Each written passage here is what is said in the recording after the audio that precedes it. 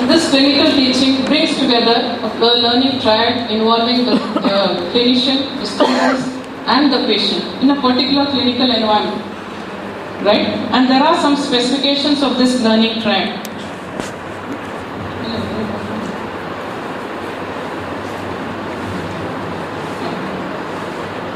There are some specifications of this learning triad, right? Depending on the ward where we teach, the best place, ideal place will be to the bedside or the side room, what we call in the general wards. So this side room is usually free from all the distractions. Either the patient can distract, the attenders are there. There are so many people who can distract the session. So keep this side room particularly ready for the clinical sessions, and this side room should have all the clinical aids which help in teaching. So like that, we may require X-ray view box, we may require instruments to do mental examination. This side room should be equipped for clinical sessions. And the patient, it's important that we inform the patient that she is going to be involved in discussion. We need to take a prior consent, privacy and confidentiality has to be maintained, and we should respect her values. If she doesn't want to participate, it's her wish. As far as the students are concerned, they should come with an appropriate appearance, well-behaved, interested. They should participate in the session actively. And it's important that we should know there are different types of learners in the student group. There are 5 types of learners. One is the compliant group. They are very well-behaved, sincere, they understand, they do their work. The second one is the anxious and dependent students. So they want the teacher's help to guide them to learn. The third group is the independent group. They don't require teacher's help. The fourth is the uninvolved group who stand at the back. They play with their mobiles, they chew chewing gums. They are passive learners. So they just observe and take the class. And then the last one is the silent group, who don't know what's happening, who don't want to know also what's happening. So when we understand that there are different type of learners in the session, we can put them into that track when we teach. And an ideal group will be 2 to 5 students for a clinical session, but it's a different scenario. And as far as the tutor is concerned, the clinician, he is a role model here. He has to be well-behaved, punctual. He should come with a structured planning and preparation. He should have that appropriate skills and knowledge to teach students. And we should also stimulate student thinking. We should explain the skills, demonstrate the skills, right? And we should also teach some ethical values while he is doing so. Role of teachers concerned only with bedside teaching. I just put them into 4 groups. As a physician, his basic duty is to treat the patient. As a teacher, he should listen, encourage, question, paraphrase.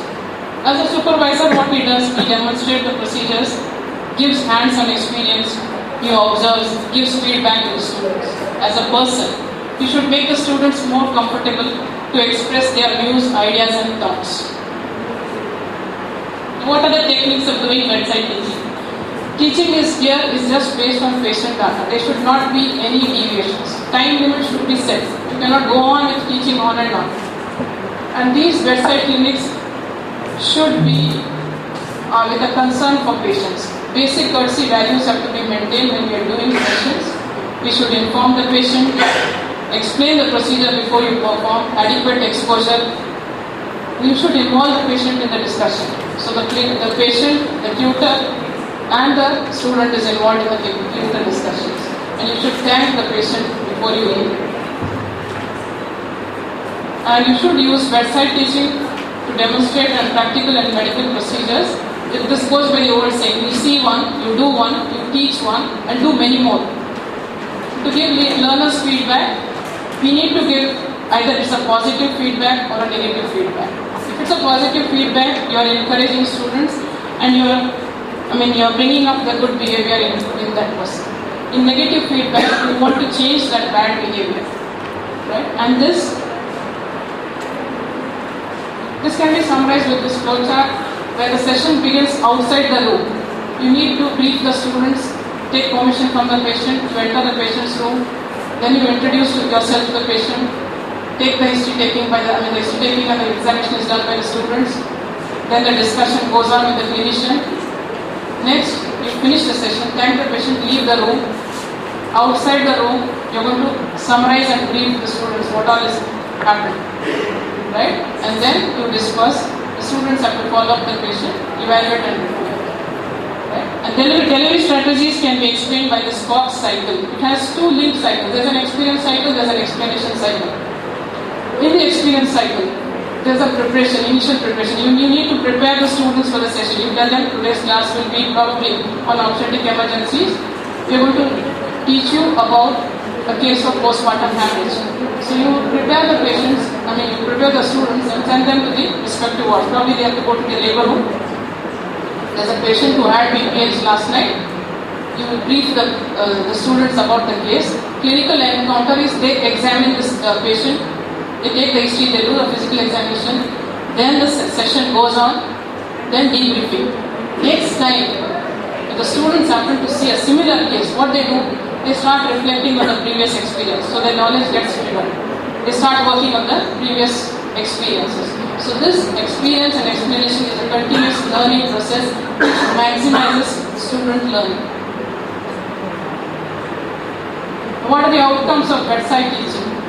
Most of the educational objectives of the medical curriculum are met, where the clinical skills are learned, communication skills are practiced, clinical reasoning is stimulated when we do bedside teaching, practice procedures are performed, patient management is discussed, data interpretation, where the lab reports are analyzed. You can give a lab, you can give a semen analysis report to the students and ask them to interpret what the report will be.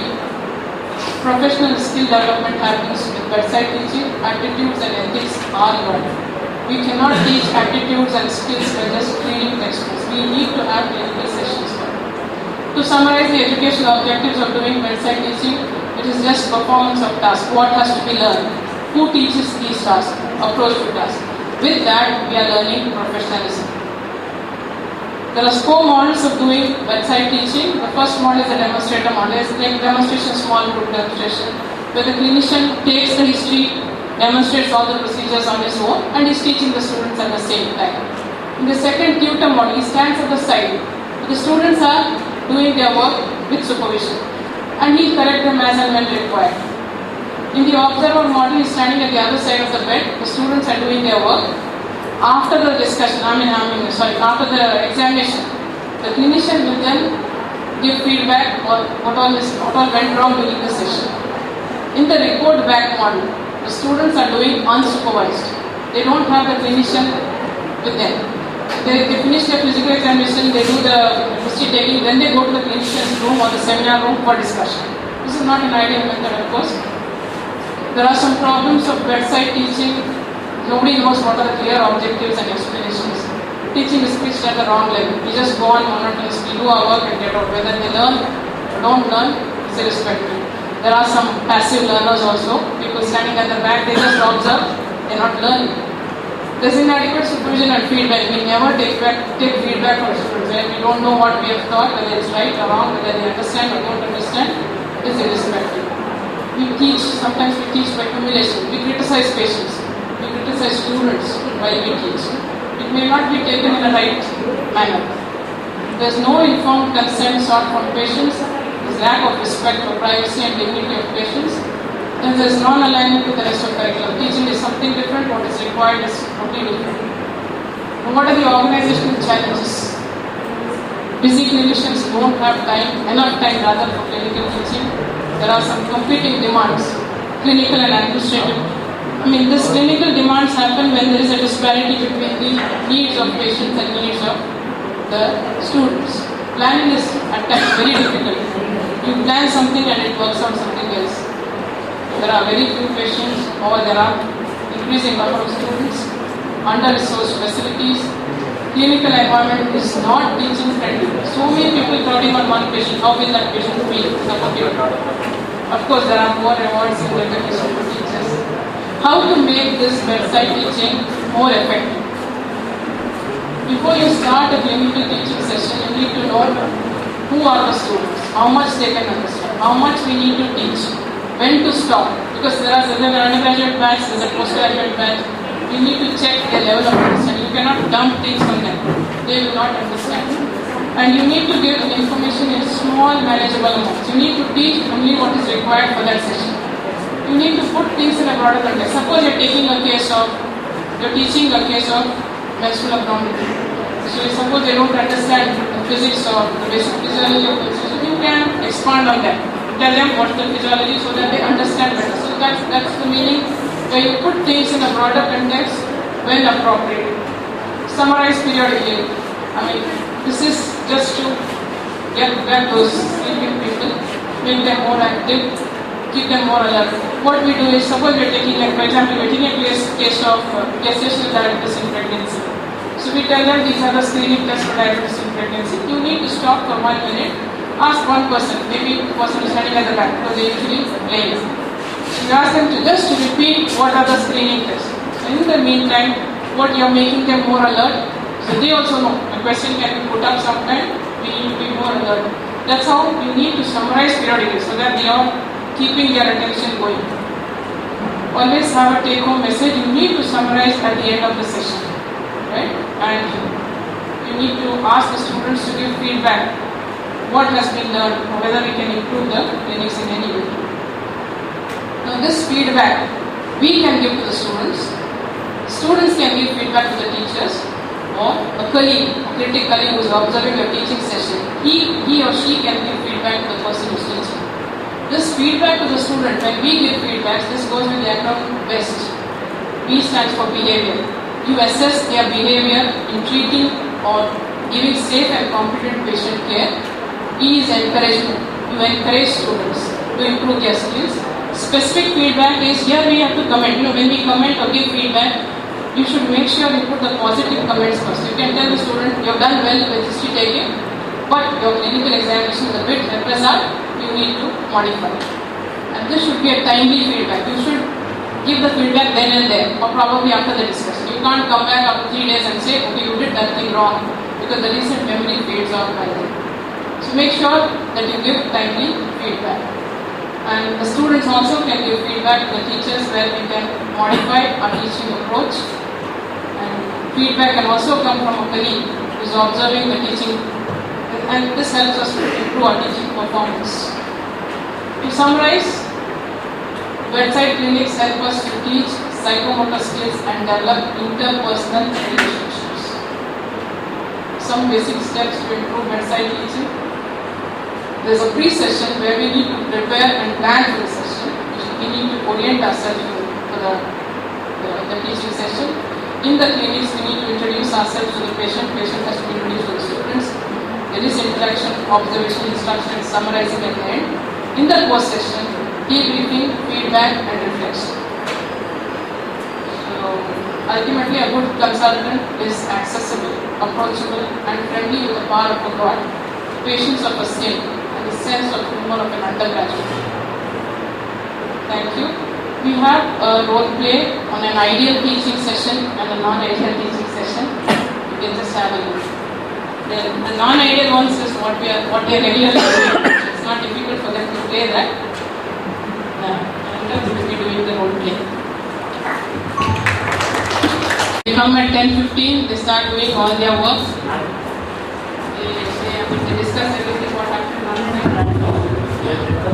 And then it's good, it seems.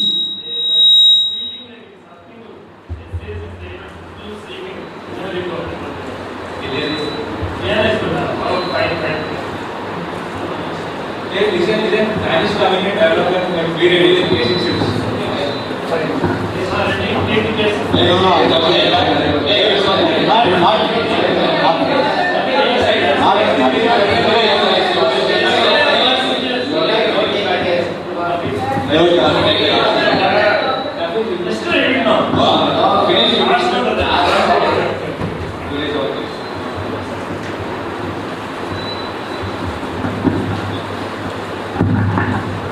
They decide to take the case. This is the case, have team welcome. First day I will go. So I have team welcome. We won't come again with it. What's your name? What's your name? Hello, what's your name?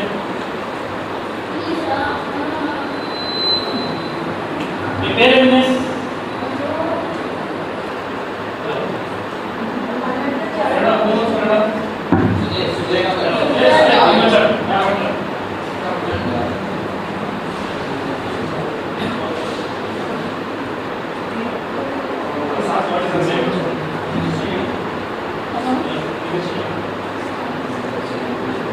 Why she came out?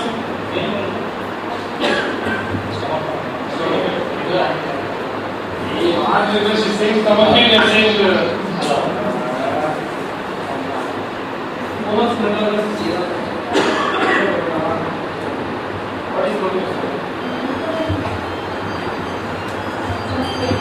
Chest pain also.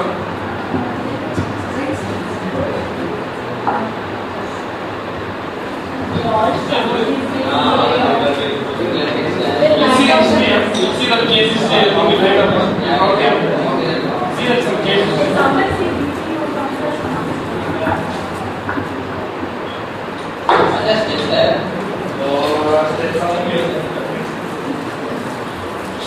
Same attitude they have. Exactly. Very natural they are. They don't need any preparation.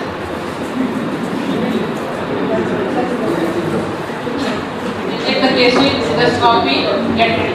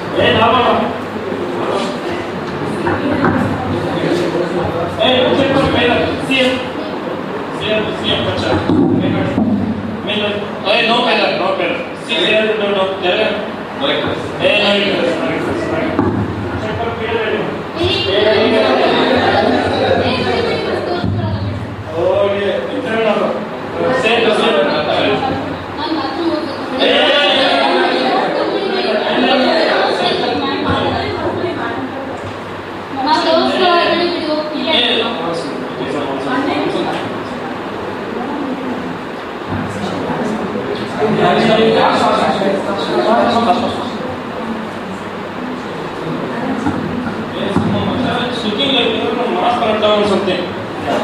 Okay, mask or madam, I have to say mask or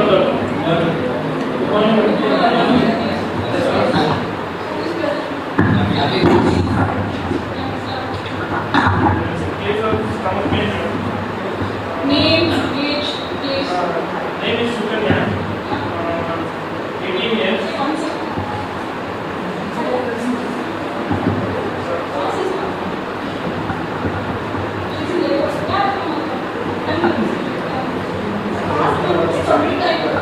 Name is Sukanya madam. 22 years. Kids, summer pain. No failure, no interest, no failure anymore. TP is normal. Vital first step.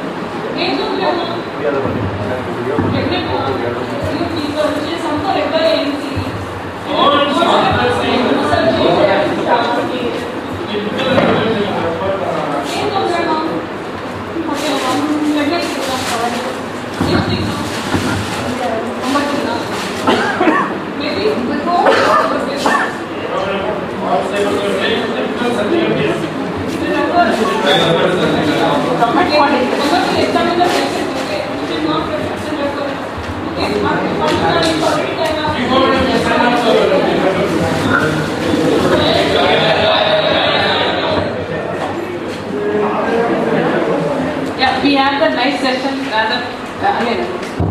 We'll do the ideal session, right? So we before we start the session, we need to brief the students and tell them, okay, the case discussion will be an anti-TB case in the general ward. Take the case and get ready by 11. We'll start the session by 11. So we brief the students before they start.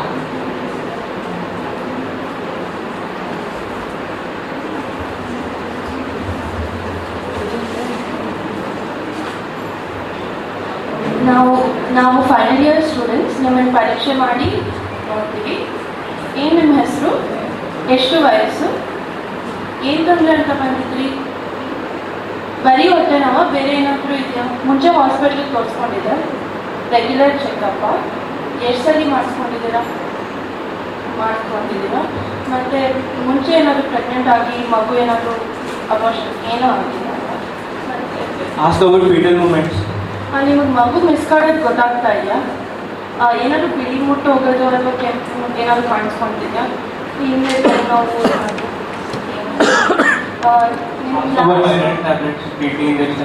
ಇದು ಕಬ್ನ ಮಾಡಿ ಇದು iron folic TT injection ತಗೊಂಡಿದ್ದೀನಿ. Last ಮುಟ್ಟಾಗಿದ್ದು ಯಾವಾಗ ನಿಮಗೆ? Calculator gestation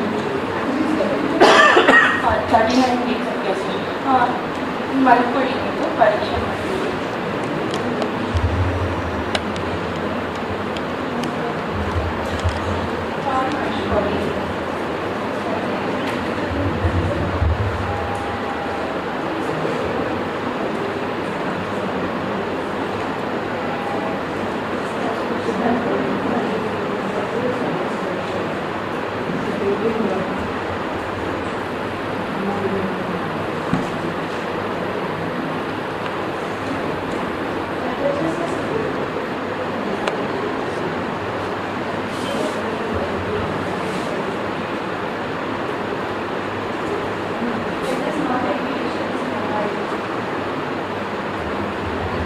thanks ಮಾ. Madam ಬಂದು ಪರೀಕ್ಷೆ ಮಾಡಿ ಒಂದ್ಸಲಿ ಬರ್ತಾರೆ.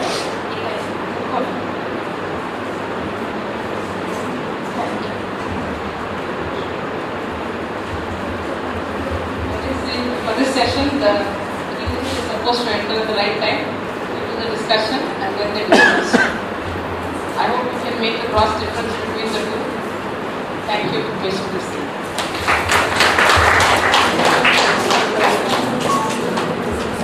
Medical education. So all of us have been teachers and we've been teaching students since a long time, and we are dependent on various media. Earlier days, predominantly it was chalk and talk. Nowadays, later we switched over to transparencies, and of late it's mainly PowerPoint. But each one of the technique that we use to present or to teach students are equally important. It's only the thing how we make best use of the techniques that are available to make the teaching effective. That is what is important. So in the morning, Madam was discussing about the various teaching learning methodologies.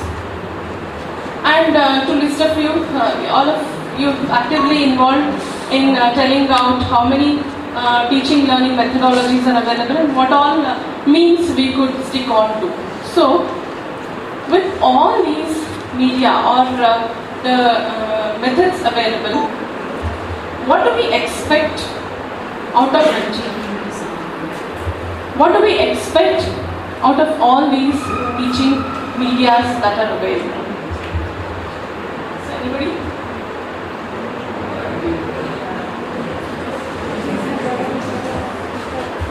It should be beneficial to the student.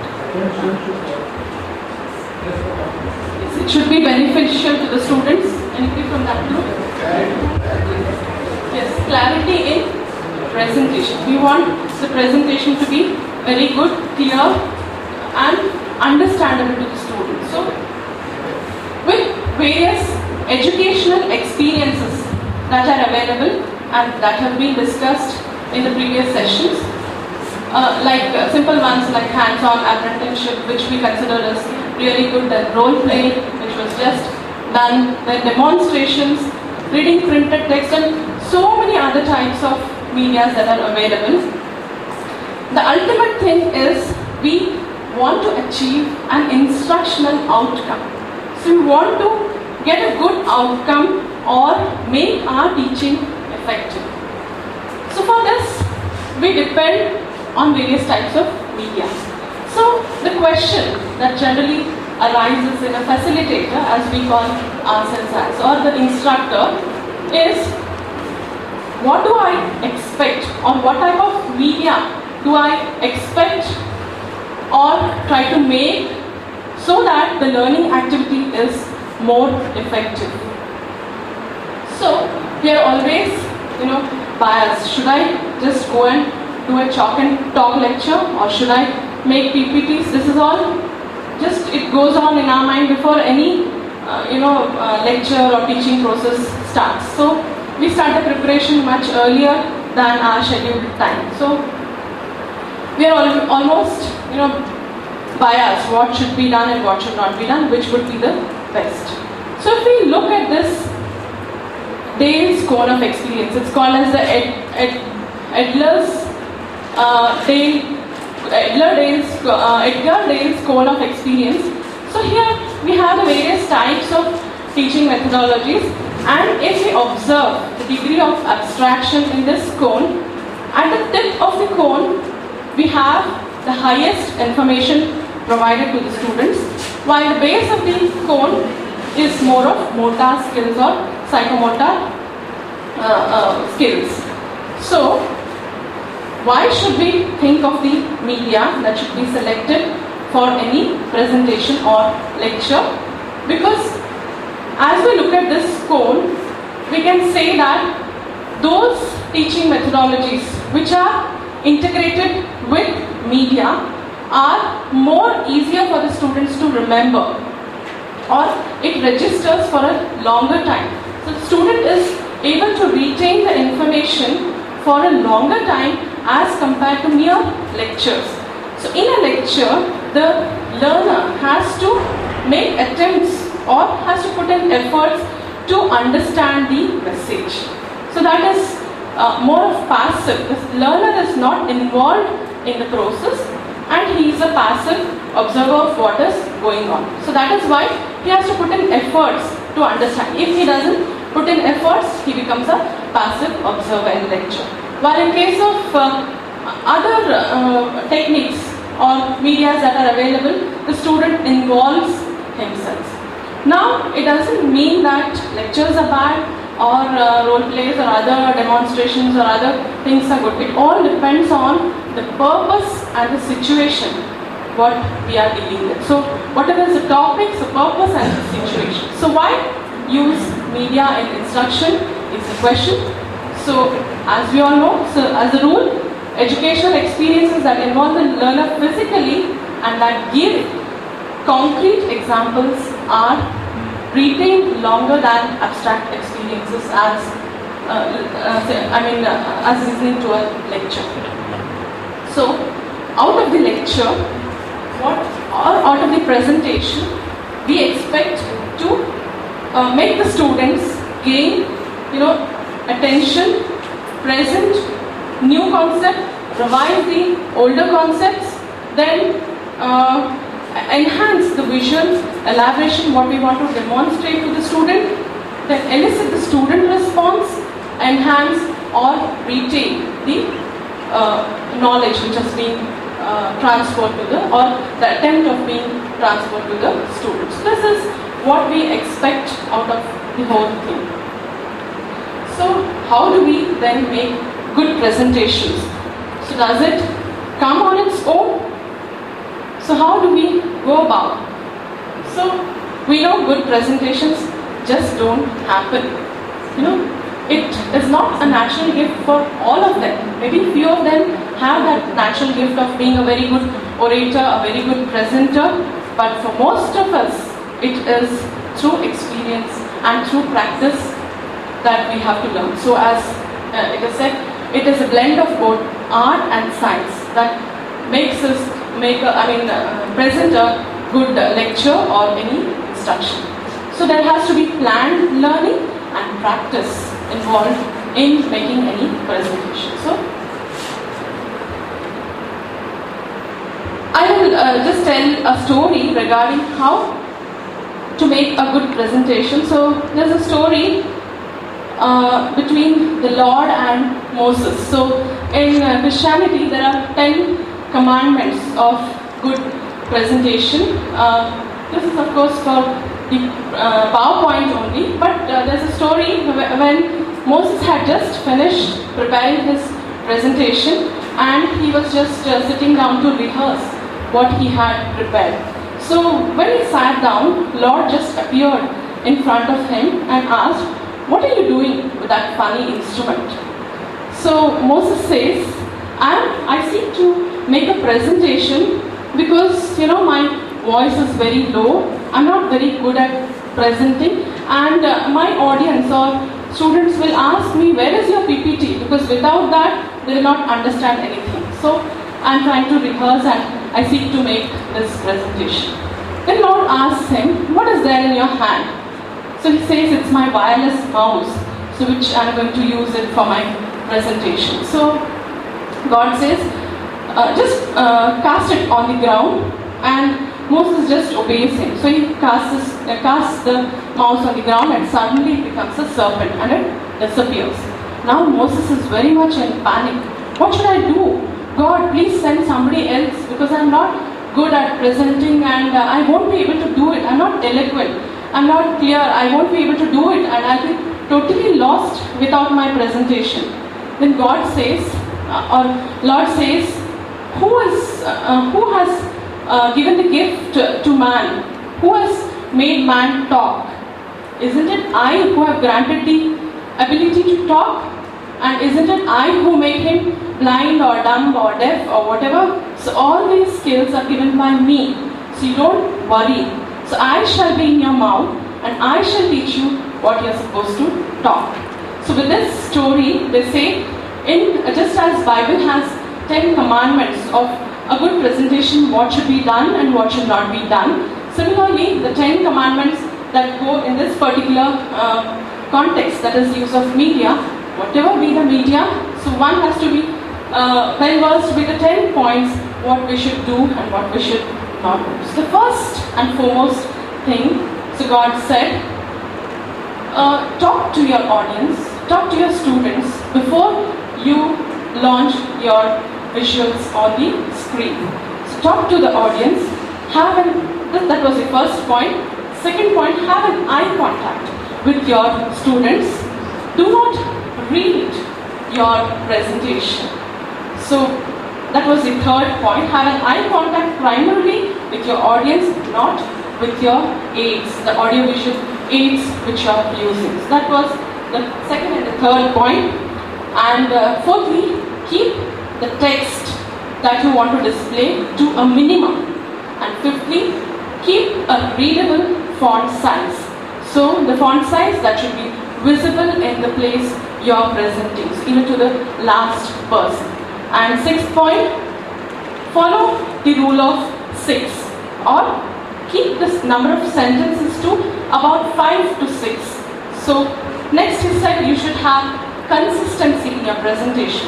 If you have points displayed, if you're starting with a verb, keep it constant so that it is easy for apprehension. The students understand it better. Don't start with different verbs or different adjectives each point that is displayed on the screen. Then take time to introduce the next slide. So if a complex slide is involved, let the audience get time to absorb any complex information that is displayed on the screen. And when you give titles to the slide, put your titles to work, not just giving a name to your slide or that particular slide. So put the titles to work and always remember to turn off the projector if the OHP is used or the LCD if LCD is being used, or try to rub off the material which you don't want the audience to read from the book. So these were the 10 commandments that Lord gave regarding any type of presentation. So with this, I think we'll keep all these points in mind and try to go into the details of each type of presentation in a very simple way. So let us try to remember simple tips on 3 important media that we are trying to use in our day-to-day life, that is everyday teaching. So the first one is the use of audio visual aids. So when we make a PPT or a PowerPoint presentation, we basically intend to grab the attention of the student or give message, convey a particular message through a particular slide, or even help retain the messages. So these are the important things we aim to achieve in any presentation. So how do we go about doing this? So just with some basic instructions regarding the movement of the speaker or whatever. So this is supposed to be a screen and this is the audience. Suppose the podium is here. We could move from the podium towards the screen in a triangular way, though this is generally said if the speaker is addressing a very large gathering and the dais is on the top and the speaker prefers to stand on the dais and speak, then this could be the method followed if the podium is on either side of the screen.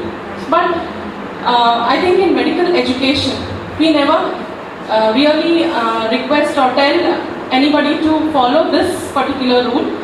It is more enjoyable to be among the audience. So it is always nice to walk among the audience so that they are closer to us and we are able to transmit our message in a very effective way. So we can prefer to be among the audience because the changing of the slides is not a problem. We can do it standing anywhere once the PPT is ready. So there are even 10 commandments for this visual aid, just now what I discussed. So let us try to really look into each detail. So font size does really matter. So as Lord told to Moses that the font size should be readable. So in a gathering, we must keep into mind that a particular font size will be visible from the back if it's a large gathering especially. So try to keep the font size of 32 or more for titles and 28 to 32 for the content of the slide, and not less than 20 for any sort of if more number of points have to be accommodated, it should not be less than 20. And if the data is trying to exceed that particular slide, don't try to overcrowd the slide or put in a lot of information in one particular slide. Go and prepare a next slide if it is becoming too crowded. So a readable font. So what type of font should we use? That is, the preferred font is sans serif typeface, in which we have the 4 types, that is Arial, Garamond, then sans serif itself and Times New Roman. So these are all the preferred ones, and in this particular presentation I think I have used the Arial font. So do keep it in mind not to overload the slide. It's very appropriate if one particular concept is selected for one particular slide. So it's more than enough if we have one point to discuss in one slide and try to illustrate only the main ideas. And allow plenty of room around when the presentation, the words are typed so that it's easy to use the pointer. Then follow the rule of 6 in PPTs. So not more than 6 words per item, 6 bulleted items per page and 6 texted rows per page, per slide. So we can use additional things like photographs and clip arts and all those things, so to enhance the presentation, and that will be more effective than mere words that are put into the PowerPoint. So minimum text as much as possible, and one should be very cautious in selecting the color of the slide. So it's always preferable to use a light color with the dark colored letters, or a dark color with a light colored letters. But certain colors are very bad on the screen. So the colors which usually we should avoid are red and green, and very bright colors should be avoided. So the advised or preferred color is a blue background with yellow letters or white letters or black, whatever it will suit well on blue. And for scientific presentations especially, it is always advisable to use a white background with a black letters on it. So this is just a display. I think on screen blue color is not evident here. It's a blue color background which is selected, so you can make out how it looks in an audience if we try to use a very dark color. So how it looks on the laptop or the computer is totally different when it is projected on the screen. So one should be careful in choosing the colors. But of course, when we use light colored letters, it stands out very well on the background. And any comments on this particular slide? Yes, it's a very bright color, so it doesn't suit the occasion, of course, and other types of presentation where children's films or other things are being made, bright colors are always attractive, but for a scientific presentation, such colors should be avoided. So the wrong color scheme is to be avoided. So avoid red, light green and pink, and font color should contrast the background. That we have to remember. And when we have to put in a lot of material, it is advisable to use graphs or charts which makes it simple, like for example this graph which just depicts and gives in a lot of information in a single slide. So wherever possible, when a lot of statistics is to be shown to the audience, it's preferable to use the graph. And of course, pictures which are suitable to that particular slide must be used, which can really draw the attention of the audience. And those pictures which distract the attention should be avoided. So, for example, we have a gross photograph of the cirrhosis of liver. So we say a picture is worth 1,000 words. So when we project a picture, it just exactly registers it in the student's mind. So it's always advisable to use pictures wherever possible. And this particular slide, too many clip arts or pictures and such pictures which will obscure the letters should not be done. So one should have sense where to put the picture and how it should be done. So too many pictures and irrelevant pictures should not be unnecessarily used. And of course the wrong template. When you use the wrong template, the slide, what message you want to convey is not conveyed. Instead, the attention is mostly drawn to the fancy things that are around, and there is failure on our part to convey the message that we exactly want to convey. So use the right template slides. And while making a presentation, one should be consistent with the information, the style and font. No different fonts in different slides and different sizes. So it should be consistent throughout the presentation. The colors used should be appropriate. The style of graphics and built-in and transition effects should be very minimal. Otherwise it distracts the attention a lot. And one should always rehearse the content before we go for a presentation or a lecture. So preferable to give 1 minute per slide in case of a PPT, and always keep a backup, because always these technologies can give way any time. So we have to have a backup of the presentation so that we don't land up in panic in the end moment. Especially when we travel to distant places and present in conferences and all, it's always advisable to have a backup. And you should have an idea of the type of audience you're going to address to. Then 7 deadly sins which one should not do in a PowerPoint presentation. So the sound effects and the transitions, if they are too much, they are more distracting to the audience than conveying the message. And avoid using the standard clip arts, because the audience to look at the same clip arts again and again, it is boring. So introduce something different and new. So the presentation templates, as I said, should be appropriate for that particular slide. and no heavy texting of the slides, and we should always remember this me paradigm. What does it mean?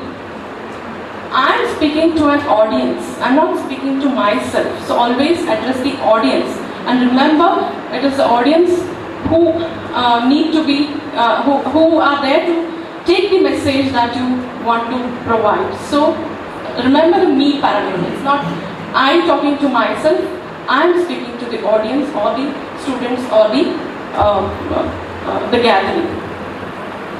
So just not read. Try to convey the message which the point is talking about. So if you have put a particular point, just don't read the point and go away with the slide, with the next slide. Try to explain or try to talk about what you want to exactly tell in that particular point. And you should have too much faith in technology is dangerous. So as I said, backup should be always kept ready.